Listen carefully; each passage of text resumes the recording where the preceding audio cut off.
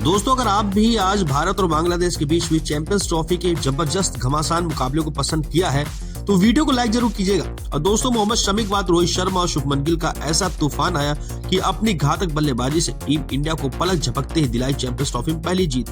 तो आखिर कैसे टीम इंडिया ने दर्ज की कभी न भूलने वाली जीत? शुभमन गिल ने कितने रनों का दिया टीम को अपना योगदान, और भारतीय टीम की घातक बल्लेबाजी और रोंगटे खड़े कर देने वाले मुकाबले की पूरी हाईलाइट तो हम आपको इस वीडियो में जरूर बताएंगे। लेकिन उससे पहले आपको क्या लगता है इस मुकाबले का असली हीरो कौन है? अपनी राय कमेंट बॉक्स में करना मत भूलिएगा। तो दोस्तों, चैंपियंस ट्रॉफी का आगाज हो चुका है, लेकिन अब बारी है भारतीय टीम की बांग्लादेश के सामने कड़ी चुनौती पेश करने की। यह मुकाबला दुबई इंटरनेशनल स्टेडियम में शुरू हुआ और इस मुकाबले में बांग्लादेश के कप्तान नजमुल हुसैन शांतो ने टॉस जीतकर पहले बल्लेबाजी करने का फैसला किया और भारतीय टीम को गेंदबाजी करने के लिए आमंत्रित किया। बांग्लादेश की तरफ से इस मुकाबले में पारी की शुरुआत करने के लिए आए तंजीन हसन के साथ सौम्य सरकार की खतरनाक जोड़ी मैदान में उतरी, तो ही भारत की तरफ से पहला ओवर फेंकने आए टीम के सबसे खतरनाक तेज गेंदबाज मोहम्मद शमी की आग उगलती हुई गेंद ने बांग्लादेश के बल्लेबाजों को बिल्कुल भी समझ में नहीं आया और इसी का फायदा उठाते हुए मोहम्मद शमी ने ओवर की अंतिम गेंद पर सौम्य सरकार को बिना खाता खोले पवेलियन भेज दिया और भारतीय टीम को पहला विकेट 1 रन के स्कोर पर मिल गया था। अब खुद कप्तान नजमुल हसन शांतो आ चुके थे। अब इन दोनों खिलाड़ियों के कंधों पर टीम के नए उभरते हुए सितारे हर्षित राणा और उनकी ओवर की चौथी गेंद कप्तान नजमुल हसन शांतो को बिना खाता खोले ही पवेलियन भेज दिया और भारतीय टीम को बैक टू बैक दूसरी सफलता मिल गई। लेकिन तंजीन हसन एक तरफ से टिके हुए थे, उनका साथ देने के लिए अब मेहदी हसन मिराज आ चुके थे। 2 ओवर में बांग्लादेश का स्कोर 2 रन पर 2 विकेट हो चुका था। भारत की तरफ से विकेट की तलाश में तीसरा ओवर लेकर के आए एक बार फिर मोहम्मद शमी, लेकिन इस बार उनका स्वागत तंजीन हसन ने चौथी और 5वीं गेंद पर शानदार चौका लगाकर किया और अपनी टीम के स्कोर को 3 ओवर में 11 रनों तक पहुंचा दिया था। और चौथा ओवर लेकर के आए हर्षित राणा ने शानदार गेंदबाजी का नजारा दिखाया और विकेट की तलाश में 5वां ओवर लेकर के आए और एक बार फिर मोहम्मद शमी ने इस बार उनका स्वागत तंजीन हसन ने दूसरी गेंद पर शानदार चौका लगाकर किया। वहीं ओवर की 5वीं गेंद पर मेहदी हसन मिराज ने भी एक शानदार चौका जड़ दिया और अपनी टीम के स्कोर को 5 ओवर में 22 रनों तक पहुंचा दिया था। इन दोनों खिलाड़ियों के बीच एक अच्छी साझेदारी पनपती हुई दिखाई दे रही थी। दोनों बल्लेबाज मैदान पर धीरे धीरे सेट हो रहे थे और भारतीय टीम को अब विकेट की तलाश थी। रोहित ने एक बार फिर से 7वां ओवर फेंकने के लिए शमी को बुलाया और इस बार मोहम्मद शमी ने आते ही दूसरी ओवर की दूसरी गेंद पर मेहदी हसन मिराज को स्लिप में शुभमन के हाथों कैच कर पकड़वा कर पवेलियन का रास्ता दिखा दिया और भारतीय टीम को तीसरी सफलता 26 रनों के स्कोर पर मिल गई थी। मेहदी हसन अपनी टीम के लिए 5 रन बनाकर पवेलियन लौट गए थे और बांग्लादेश की पारी एक बार फिर से डगमगाती हुई नजर आने लगी थी। लेकिन तंजीन अभी मैदान पर डटे हुए थे, उनका साथ देने के लिए नए बल्लेबाज तौहीद हरदोई आ चुके थे और इन दोनों खिलाड़ियों के कंधे पर टीम की पूरी जिम्मेदारी आ चुकी थी। 7 ओवर में बांग्लादेश का स्कोर 27 रन तक पहुंच पाया था और 8 ओवर के बाद कप्तान रोहित शर्मा ने बॉलिंग स्पेल में बदलाव किया और फैसला किया स्पिनर को बुलाने का और 9वां ओवर लेकर के आए अक्षर पटेल। आते ही अक्षर ने ओवर की दूसरी गेंद पर सिट बल्लेबाज तंजीन हसन को पवेलियन का रास्ता दिखाया और भारतीय टीम को चौथी सफलता 35 रनों के स्कोर पर मिल गई थी। बांग्लादेश की टीम पूरी तरह से बिगड़ती हुई नजर आने लगी थी और तंजीन हसन ने अपनी टीम के लिए 25 रनों की पारी खेलकर पवेलियन लौट गए। अब मैदान पर आए तौहीद हरदोई का साथ देने के लिए खतरनाक बल्लेबाज मुशफिकुर रहीम, लेकिन अक्षर पटेल की फिरकी के आगे मुशफिकुर अगली गेंद पर बिना खाता खोले ही पवेलियन लौट गए। अब भारतीय टीम को 5वीं सफलता 35 रनों के स्कोर पर मिल गई थी। रहीम ने अपनी टीम के लिए बिना खाता खोले ही पवेलियन का रास्ता नाप लिए और 9 ओवर में बांग्लादेश का स्कोर 36 रनों पर 5 विकेट गिर चुके थे। तौहीद हरदोई का साथ देने के लिए आए जाकिर अली, लेकिन इन दोनों खिलाड़ियों के कंधे पर टीम की पूरी जिम्मेदारी आ चुकी थी।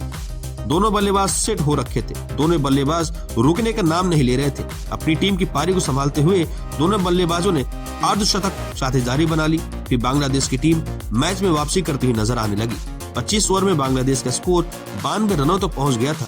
दोनों बल्लेबाज मैदान पर पूरी तरह से सेट हो चुके थे।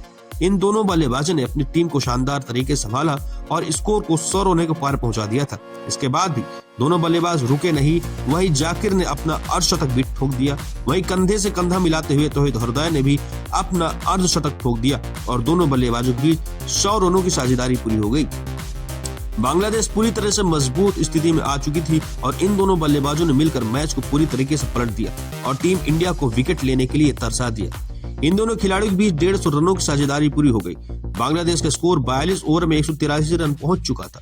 अब टीम इंडिया को सच में विकेट की तलाश थी और रोहित शर्मा ने एक बार फिर से मोहम्मद शमी को 43वां ओवर फेंकने के लिए बुलाया और इस बार शमी ने बिल्कुल भी निराश नहीं किया और ओवर की चौथी गेंद पर जाकिर अली को कोहली के हाथों कैच पकड़वाकर पवेलियन का रास्ता दिखा दिया और भारतीय टीम को छठी सफलता 189 रनों के स्कोर पर दिला दी। जाकिर अली अपनी टीम के लिए 114 गेंदों पर 68 रनों की बेमिसाल पारी खेल करके पवेलियन चले गए और अब मैदान पर आए नए बल्लेबाज रेशद हुसैन और ये शानदार बल्लेबाजी का नजारा दिखा रहे थे। 49वें ओवर में उन्होंने 2 खतरनाक बाउंड्री लगा करके टीम को 200 रनों के पार पहुंचा दिया था, लेकिन 46वां ओवर लेकर के आए हर्षित राणा और ओवर की तीसरी गेंद पर रशीद हुसैन को हार्दिक पांड्या के हाथों कैच पकड़वा कर पवेलियन का रास्ता दिखाया और भारतीय टीम को 214 रनों के स्कोर पर 7वीं सफलता मिल गई। लेकिन तौहीद हरदाई अभी भी मैदान पर टिके हुए थे और इनका साथ देने के लिए अब तंजीम हसन आ चुके थे, लेकिन इस समय तक घातक गेंदबाजी के आगे बिना खाता खोले तंजीम पवेलियन लौट गए और टीम इंडिया को 8वीं सफलता मिल गई।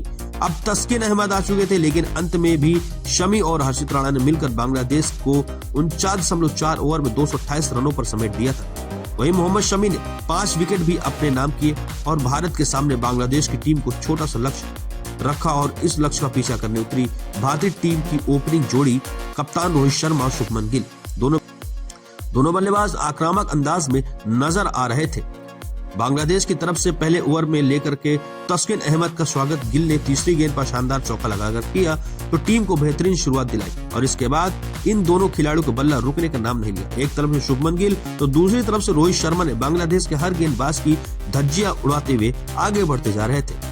5 ओवर में भारतीय टीम का स्कोर 23 रनों तक पहुंच चुका था। वहीं छठा ओवर लेकर के आए मुस्तफिजुर रहमान की रोहित शर्मा ने जमकर कुटाई कर दी और दूसरी और तीसरी गेंद पर लगातार 2 चौके जड़ दिए और इसके बाद रोहित शर्मा रुके नहीं। 5वीं गेंद को भी उन्होंने चौके में तब्दील कर दिया और 6 ओवर में भारत को 35 रनों तक पहुंचा दिया। इसके बाद दोनों खिलाड़ी का बल्ला रुकने का नाम नहीं ले रहा था।